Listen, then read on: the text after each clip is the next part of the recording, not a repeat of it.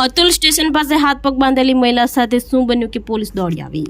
વલસાડના અતુલ સ્ટેશન નજીક આવેલી એક વાડીમાંથી હાથ પગ બાંધેલી અને વિકૃત હાલતમાં એક મહિલાનો મૃતદેહ મળી આવ્યો હતો, જેથી સમગ્ર પંથકમાં ચકચાર મચી ગઈ હતી। ઘટનાની ગંભીરતા જોતા જિલ્લા પોલીસ વડા સહિત ઉચ્ચ પોલીસ અધિકારીનો કાફલો ઘટના સ્થળે પહોંચી ગયો હતો। પોલીસે તાત્કાલિક કાર્યવાહી કરી ગણતરીના કલાકમાં મૃતદેહની ઓળખ કરી હતી અને ગણતરીના કલાકમાં મુખ્ય આરોપીને દબોચી લીધો હતો।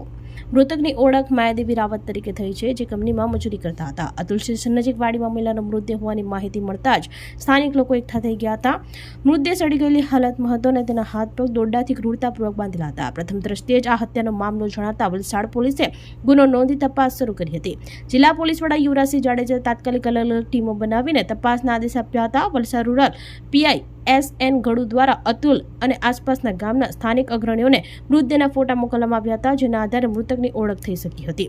મૃતક મહિલાનું નામ માયાદેવી પિતાંબર રાવત, ઉંમર વર્ષ 60 હોવાનું સામે આવ્યું હતું। તેઓ હરિયા વિસ્તારમાં આવેલા મહેશ પાર્ક બચ્ચાભાઈની ચાલીમાં રહેતા હતા અને અતુલ કંપનીમાં મજૂરી કામ કરતા હતા।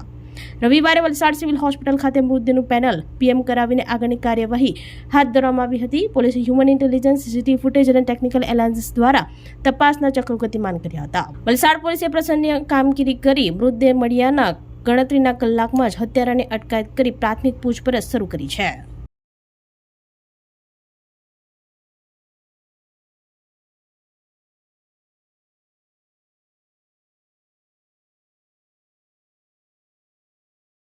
આપણી સંકલ્પ ન્યૂઝ ચેનલને સબસ્ક્રાઇબ અને લાઇક કરો, બેલ આઇકન દબાવો, જેથી આવનાર ન્યૂઝ અપડેટ્સની નોટિફિકેશન આપના મોબાઈલ પર સૌથી પહેલા પહોંચે।